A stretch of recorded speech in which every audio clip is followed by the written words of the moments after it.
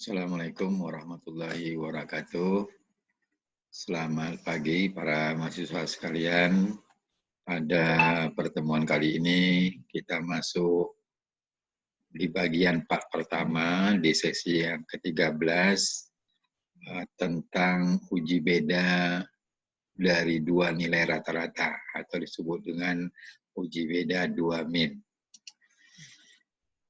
Nah, pada penelitian-penelitian atau riset di bidang kesehatan, kita sering kali harus menarik kesimpulan apakah parameter dari dua populasi yang akan kita bandingkan itu berbeda atau tidak. Biasanya yang dibandingkan itu adalah nilai rata-rata dari dua kelompok yang kita bandingkan. Saya ambil contoh pada penelitian-penelitian kesehatan, kita ingin mengetahui apakah ada perbedaan rata-rata tekanan darah orang dewasa yang tinggal di kota, kita bandingkan dengan rata-rata tekanan darah orang dewasa yang tinggal di desa. Jadi ada dua lokasi atau dua kelompok dari populasi itu yang kita bandingkan. Nah, apa yang kita bandingkan tentu adalah nilai rata-rata dari kelompok yang pertama, yaitu rata-rata tekanan darah. Nanti kita bandingkan dengan rata-rata tekanan darah orang yang tinggal di desa dibandingkan dengan yang di kota. Atau kita ingin melihat apakah ada perbedaan rata-rata berat badan antara sebelum mengikuti program diet dengan rata-rata berat badan setelah dilakukan intervensi dalam bentuk program diet. Nah, untuk melihat atau untuk menguji apakah ada perbedaan atau tidak antara dua kelompok, itu yang kita gunakan adalah uji di dalam statistik kita sebut dengan uji beda 2 min. Nah, yang perlu kita perhatikan di dalam analisis statistik, yang pertama adalah ketika kita berhadapan dengan kasus-kasus seperti tadi, apakah kedua kelompok yang kita bandingkan itu berasal dari dua kelompok yang independen atau yang berasal dari kelompok yang dependen atau berpasangan. Nah, nanti tergantung dari pemahaman kita terhadap kelompok yang akan kita bandingkan. Nah, apa bedanya kelompok yang berasal dari dua kelompok yang independen maupun dari dua kelompok yang dependen? Nah, maksud dari kelompok yang independen yang kita bandingkan itu terjadi apabila data yang kelompok satu itu tidak bergantung dari data yang kita bandingkan pada kelompok yang kedua. Katakan tadi kita ingin menghitung nilai rata-rata tekanan darah dewasa yang ada atau yang tinggal di kota, kita bandingkan dengan rata-rata tekanan darah dewasa yang ada di desa, jadi antara kota dan desa. Nah, artinya ketika kita melakukan pengukuran tekanan darah orang desa itu tidak akan berpengaruh atau tergantung dari data tekanan darah orang kota. Ini yang kita sebut dengan data yang bersifat independen. Yang kedua, pada kasus kedua kita bisa juga membandingkan nantinya dengan menggunakan data yang kita sebut data dependen. Nah, data dependen ini nama lainnya adalah datanya berpasangan. Artinya, bila kelompok data yang kita bandingkan itu, datanya saling memiliki ketergantungan. Contoh, kita ingin melakukan pengukuran sebelum dan setelah intervensi kita berikan kepada subjek penelitian kita. Contoh tadi, kita ingin melihat apakah terjadi tidak penurunan berat badan sebelum dan setelah program diet itu kita lakukan. Atau kita melakukan kegiatan penyuluhan dalam bentuk intervensinya penyuluhan. Nah, sebelum penyuluhan kita lakukan, maka kita ukur dulu pengetahuan sebelum intervensi dalam bentuk model pengetahuan itu kita berikan. kemudian kita lakukan intervensi penyuluhan, kemudian di akhir kegiatan penyuluhan akan kita lakukan pengukuran yang kita sebut dengan post-test atau pengukuran setelah intervensi. Nah, data yang berbentuk sebelum dan setelah ini yang disebut dengan data yang berbentuk kelompok dependen ya. Nah, makanya dari dua model data tadinya, ada yang independen dan dependen, maka uji beda dua min itu tentu sangat tergantung dari bentuk data tadinya. Nah, untuk data-data yang independen, ketika kita ingin membandingkan, maka uji yang tepat adalah uji beda dua min independen. Kemudian untuk data-data yang dependen atau data berpasangan, kita menggunakan uji beda dua min dependen. Rumusnya jelas beda karena datanya juga berbeda. Nah, sekarang kita masuk kepada uji yang pertama, yaitu uji beda dua min dari kelompok yang independen. Nah, tujuan dari uji beda dua rata-rata di kelompok independen ini tidak lain adalah untuk mengetahui apakah ada perbedaan min atau rata-rata dari dua kelompok data yang independen. Nah, uji beda dua min independen ini masuk kategori uji parametrik. Makanya uji ini harus memenuhi asumsi-asumsi yang dipersyaratkan ketika kita ingin menggunakan uji beda dua min ini. Nah, syarat-syarat ataupun asumsi yang harus kita penuhi sebelum kita menggunakan uji ini ada 3.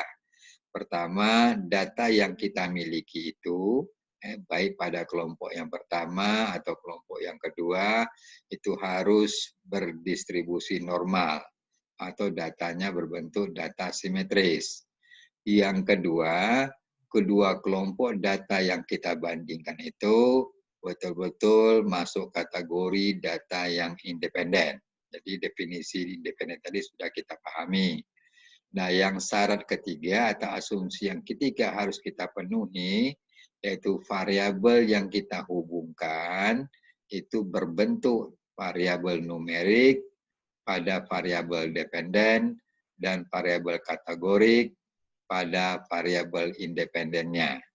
Nah, data kategori atau variabel kategori ini yaitu hanya memiliki 2 klasifikasi saja atau 2 kelompok saja.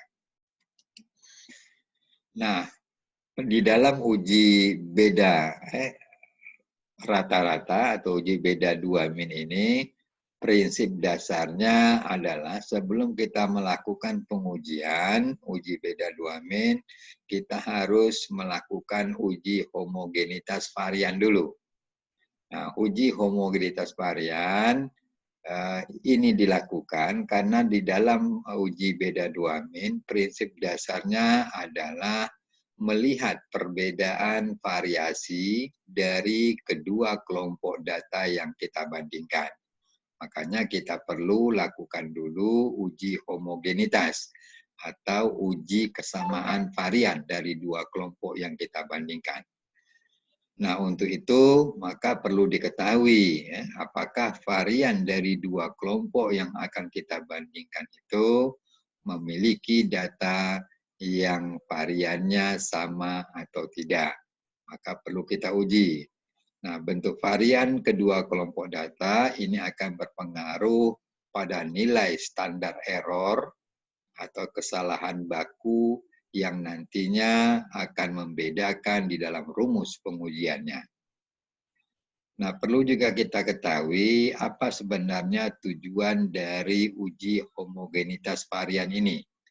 Nah, sebenarnya tidak lain dan tidak bukan, tujuannya adalah untuk mengetahui apakah varian antara kedua kelompok yang kita bandingkan itu homogen atau sama atau berbeda.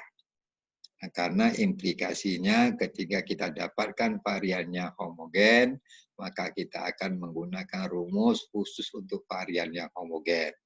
Dan sebaliknya kalau kita dapatkan variannya tidak sama, maka kita akan menggunakan rumus yang memang khusus untuk varian yang tidak sama. Nah, perhitungan menguji varian, ini kita nantinya menggunakan uji F. Uji F itu yang kita sebut nanti uji varian. Uji F dengan rumus yang sederhana ini merupakan bagi saja varian kelompok 1, nanti kita bagi dengan varian kelompok 2. Nah, ini yang kita dapatkan nanti dengan kita sebut dengan nilai F hitungnya. Jadi F hitung kita dapatkan dari S1 kuadrat atau varian kelompok 1, itu kita bagi dengan varian S2 kuadrat atau varian kelompok 2. Nah, kemudian nanti kita bandingkan dengan nilai F tabelnya. Nah, nilai F tabel kita dapat dari degree of freedom dari dua kelompok itu. Nah, untuk DF1, degree of freedom kelompok 1, itu kita dapatkan dari N1 minus 1.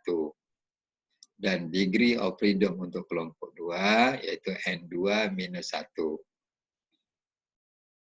Nah, varian yang lebih besar nantinya ketika kita bagi, nanti kita dapatkan varian kelompok 1 ternyata lebih besar. Maka varian kelompok 1 ini nantinya difungsikan sebagai pembilang.